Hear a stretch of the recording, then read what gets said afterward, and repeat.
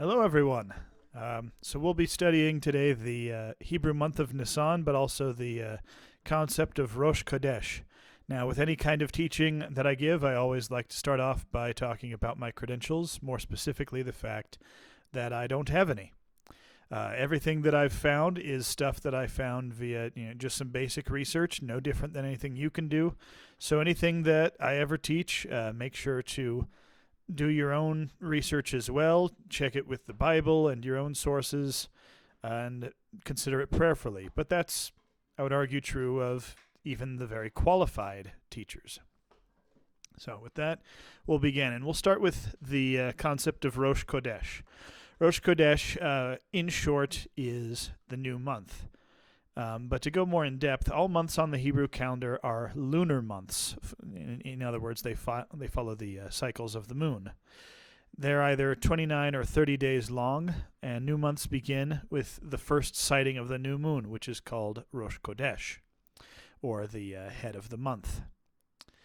In ancient times, Rosh Chodesh was determined by the mouth of two witnesses. More specifically, they would go out and they would look for the new moon, and when they spotted it, they would light fires that then other people would light fires in turn that they had spotted it, and then report to the priesthood, and the priesthood would say, okay, mark this time, this date, the new month has started. They stopped doing this partially because the Samaritans, according to history, supposedly just to mess with the Jewish people, started lighting fires early, to mess with their signals, mess with their calendar, that sort of thing. Now, I don't know how true that is. I mean, if the Samaritans really had nothing better to do with their time than just mess with the Jewish people by lighting new fires, or perhaps I find it more likely that the Samaritans were lighting fires for their own reasons, and then it threw the Jewish people off because they saw the fires and thought, okay, that's the signal of the new month. Rosh Chodesh is mentioned in Numbers chapter 10, verse 10. It's referred to as a time when the people are to be joyous and offer sacrifices.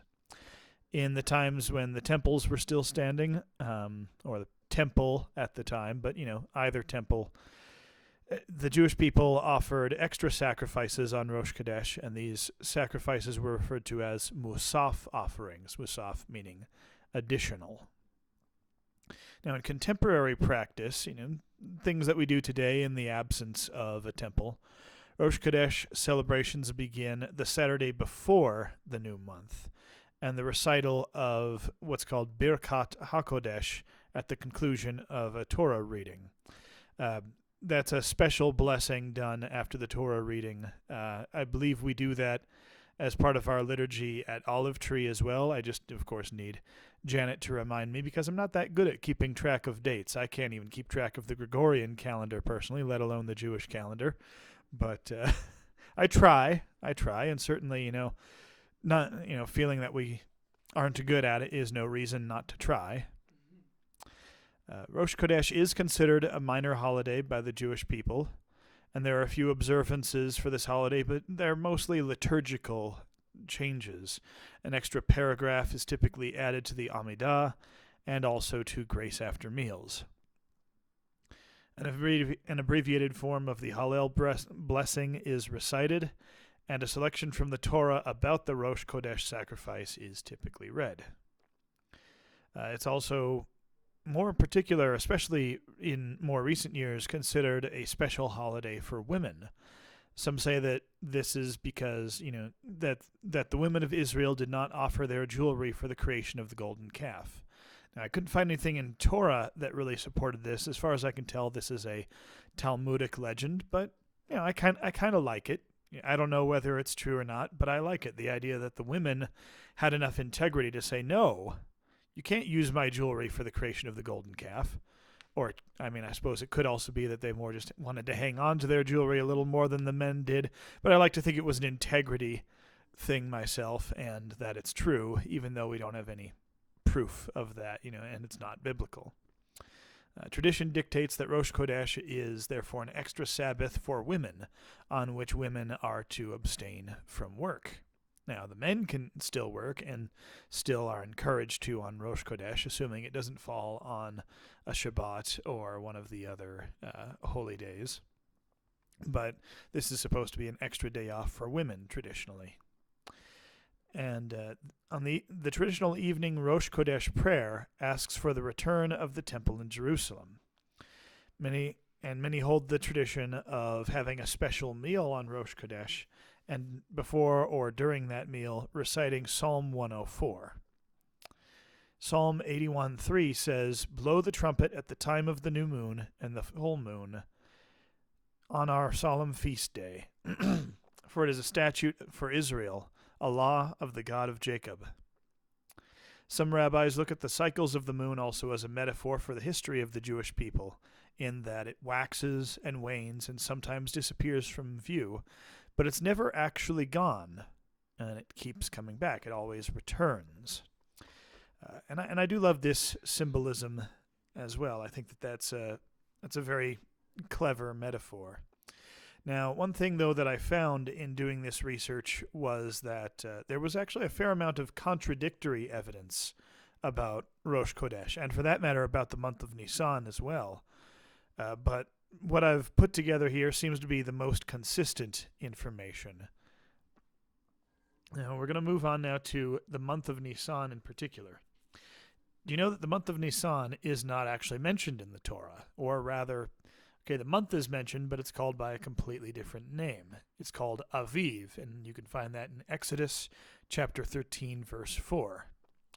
This month is 30 days long, and the first reference to the month of Nisan to appear in the Bible, referring it to Nisan, is in the book of Esther.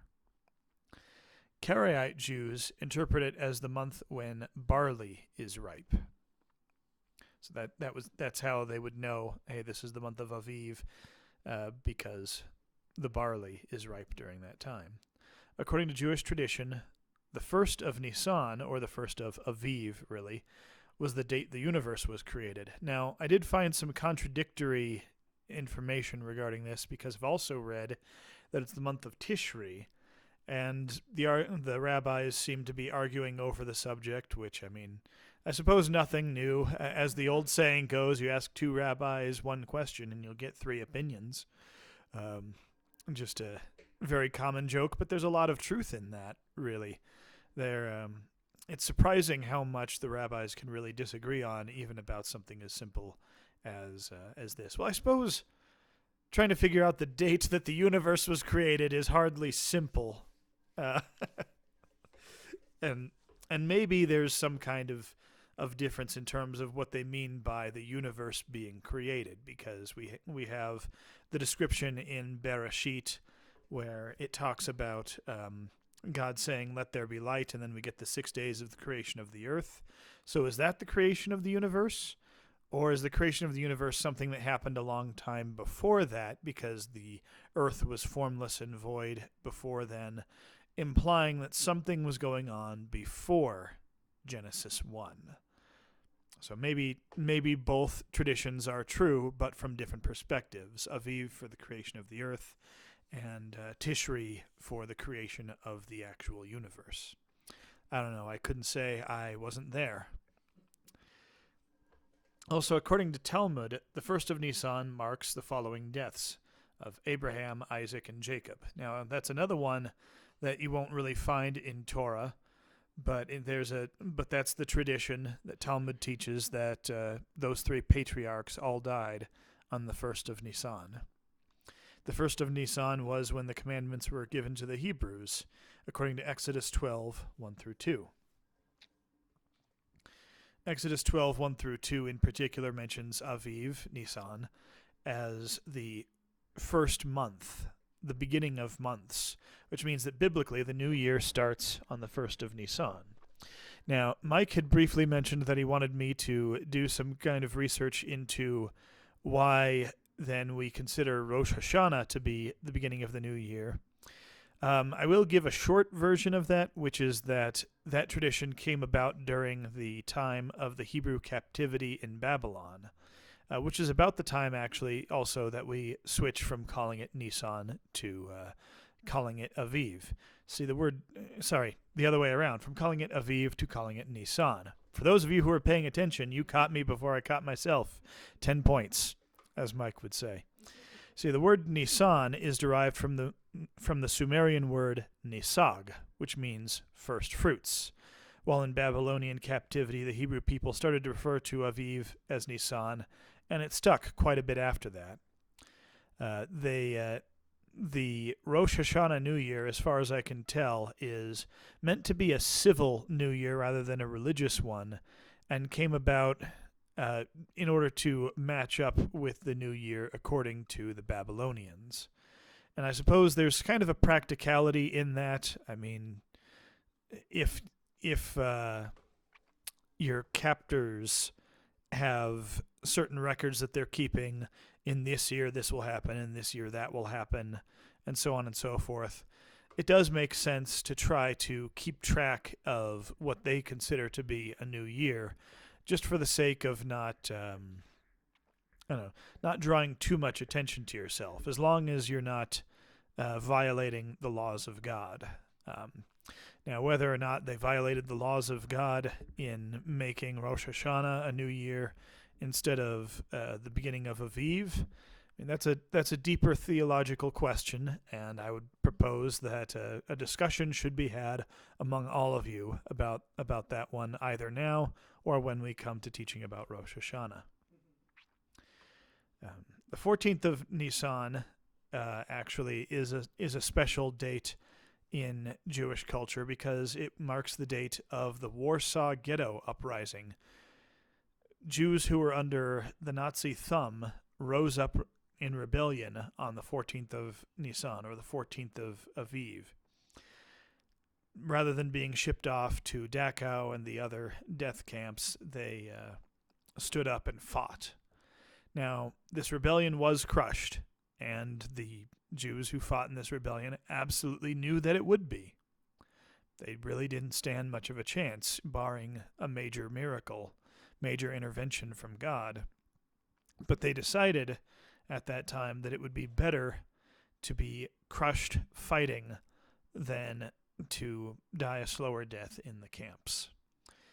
And that's always a very hard decision. Now, the most important thing, of course, about the month of Aviv is that this is when Passover takes place. A lot of rabbis teach that Nisan, or Aviv, is the time to eliminate anything from your life that's puffed up. And that's not just the leaven in your house, but to remove one's own ego as much as possible. All the things that we're proud of that oftentimes we shouldn't be proud of. I mean, even if we're proud of our virtue, so to speak, our virtue, our righteousness comes from God. It doesn't really come from us. It's God working through us that creates our righteousness. So even if you could be the most righteous man since the Messiah himself, or the most righteous woman since, I would guess, the mother of Messiah, you still, it's not something to be puffed up about, not something to have an ego about, not something to be proud about, as it comes from God, ultimately, not from you. And so I would say that during this time, make sure that as you clean the leaven out of your house, that you're not just sweeping up breadcrumbs and throwing out loaves of bread and that sort of thing, or getting rid of your vinegar or your potatoes or whatever else it is that you've decided is a leavening agent. It's more important to do everything you can to get the sin out of your life. Because sin in itself is pride when all is said and done. Because God has this way that he says to do things, and sin is a decision that you know better than God does. Or that maybe if you're not saying, oh, I know better than God does, you're saying, well, I'm sure God would understand under these circumstances me committing this sin. I mean, the circumstances are such that I need this. I need to sin, or this would be more expedient. And this is the wrong way to approach it ultimately, because these all come from a place of pride. We can't make decisions contrary to God's law without being proud in some way, deciding that we're above the law or that our circumstance has elevated us to a place where we are above the law even temporarily. All that puffed upness is leaven in the soul that should be cast out during this time of Aviv.